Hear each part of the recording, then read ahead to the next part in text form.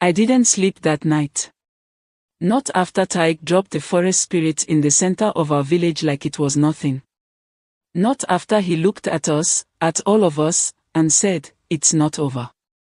Because when the fire died down and the brave men finally stopped pretending, one question kept chewing through my head like a rat in a granary.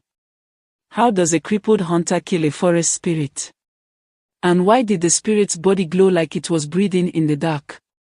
The next morning, the village didn't feel like a village.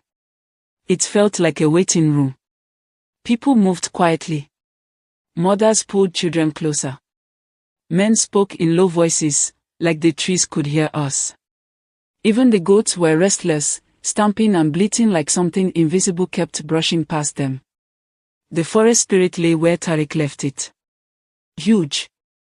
Heavy. Wrong. It looked like a beast, yes, lion body, jaguar head, thick fur matted with dirt, but it wasn't just a dead animal. It was a warning with teeth. The elders gathered first. Old men with grey beards and tired eyes. They circled the body without touching it. They argued in whispers. Burn it. Bury it. Drag it away. Leave it. No one wanted to make the wrong move. Then one elder, Bobasu, leaned in and froze. "There's a mark," he said. We all leaned closer.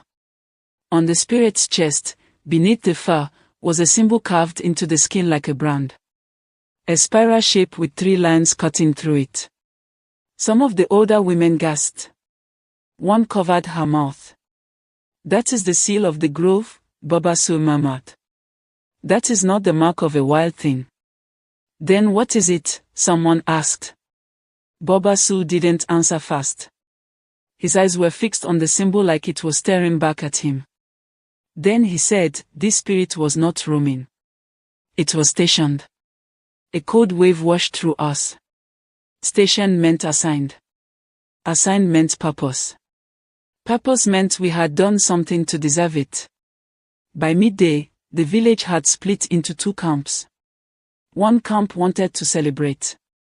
"The spirit is dead," they said. "Tariq saved us. The curse is broken. Life continues." The other camp stayed quiet. The quiet camp watched the forest edge like it might step forward and speak. I stood with the quiet camp. Because that afternoon, I saw something I will never forget. A line of ants. Not a normal line. Not a messy trail. A straight line. Perfect. They marched from the forest straight to the spirit's body. They circled it once. Then they turned back to the trees and vanished into the mist. No ant touched the body. Not one. It was like even insects knew better. The elder sent for Tariq before sunset. But Tariq was not in his hut. He was not by the river. He was not near the market. We found him where I expected we would, at the forest edge, sitting on a fallen log, his staff resting across his knees like a sleeping snake. He didn't look surprised to see the elders. He looked tired, like he had been awake all night too. The chief spoke first. "You killed it," he said, carefully. Tariq nodded once.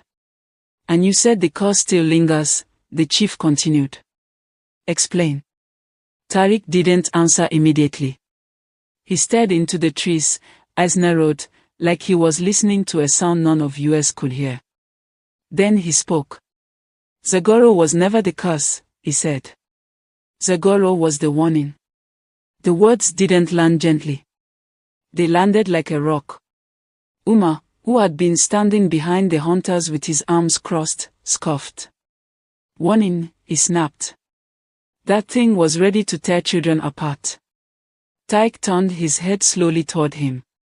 "It came to the village because the forest was already offended," Tariq said.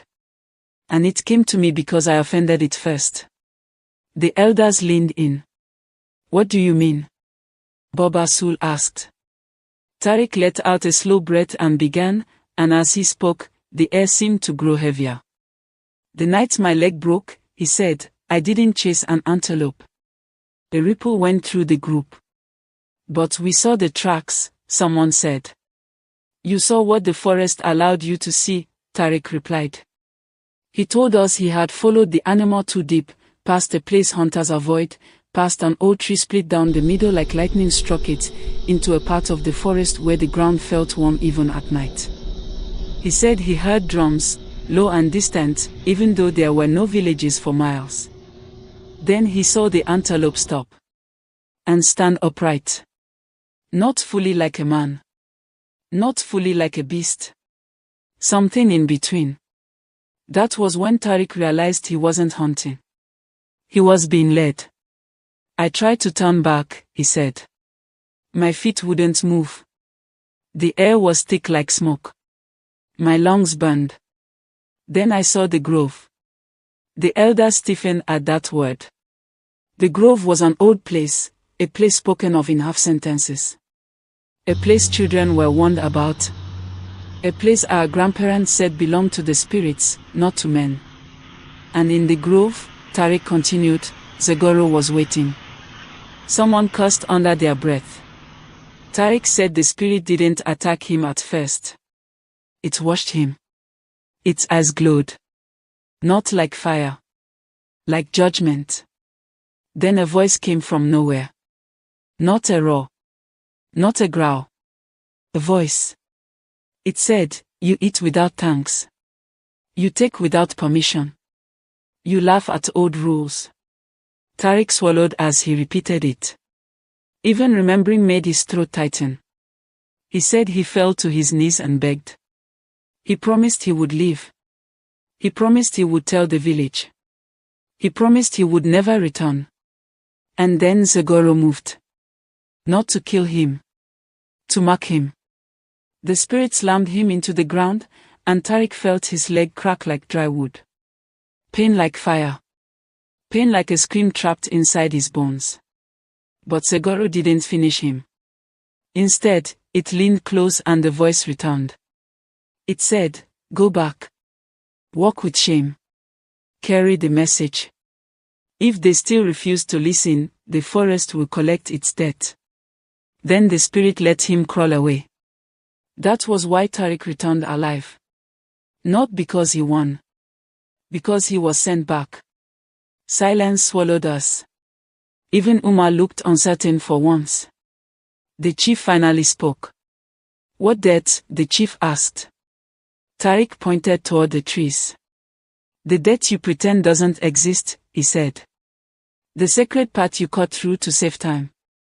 The grove you disturbed to build bigger farms.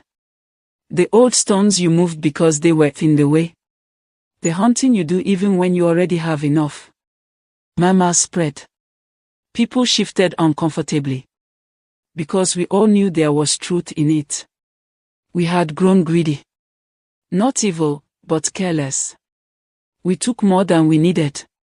We joked about old traditions. We called elders superstitious. We said the forest belonged to everyone. Then Tariq said something that made my stomach turn. Zegoro wasn't hunting us, he said. It was guarding something. And when it died, that thing woke up. A cold dread crawled up my spine. Something. Boba Sul whispered. Tariq nodded. The grove is sealed, he said. Zegoro was the seal's teeth. When I fought it last night, it spoke again. We all leaned forward. What did it say? The chief asked. Tariq's eyes looked darker than usual. It said, Tariq replied, you have killed the gatekeeper. Now meet what the gate was holding. No one spoke after that. Not because we didn't have words. Because our words felt useless. The elders argued long into the night. Some wanted to run. Some wanted to send hunters to burn the grove. Some wanted to sacrifice animals. Others demanded Tariq fix it since he started it. Tariq didn't shout. He didn't beg. He didn't even defend himself. He just said one thing. If you want the forest to stop taking, he said, you must stop stealing. The next day, the village began to change. Not fast. Not proudly. But it began. The chief declared a restriction: no hunting for pleasure. No hunting for pride. Only what the village needed, only with permission from elders.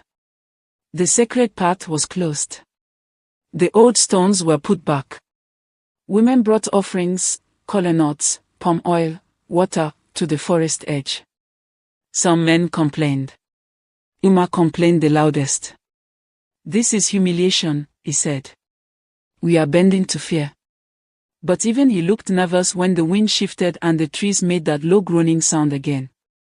Then the forest made its next move. 2 days later, Uma went hunting alone. He didn't announce it. He didn't ask permission. He wanted to prove a point. He wanted to prove he wasn't afraid. By sunset, he hadn't returned. His wife ran through the village screaming his name. The hunters gathered. Torches were lit. We rushed into the forest calling out, listening for footsteps, for any answer. We found his spear, snapped clean in half. We found his sandals, placed neatly beside a tree like someone set them down. But Uma, no blood, no body, no tracks. Just silence so thick it felt like it pressed against our skin. That was when the village stopped arguing. That was when everyone understood Tariq wasn't making threats.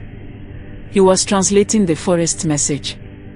From that day on, people obeyed the elders. Not out of respect, but out of fear. Still, obedience is obedience, and slowly, the forest anger began to soften. Weeks passed. No one else vanished. The wind stopped groaning. Birds returned to the canopy. Small animals started appearing at the forest edge again. The elders said the offerings were working. The chief said our discipline was saving us. People began to breathe again. But Tariq never celebrated. He stayed close to the forest, like a guard. Like a man listening for footsteps. One evening, I went to him.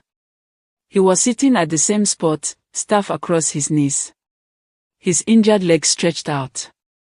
He looked calmer than before, but his eyes still carried weight. "You saved us," I said.